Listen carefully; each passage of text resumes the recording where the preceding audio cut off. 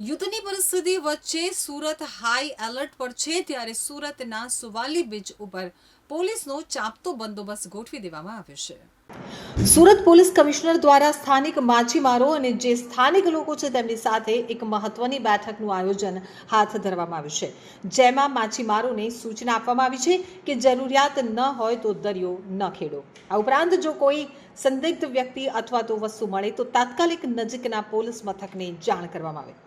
Police દ્વારા જે સ્થાનિક માછીમારો છે તેમનું એક વોટ્સએપ ગ્રુપ પણ બનાવવામાં આવ્યું છે, જેમાં દરેક ગતિવિધિ અંગે અપડેટ પણ કરવામાં આવી રહી છે।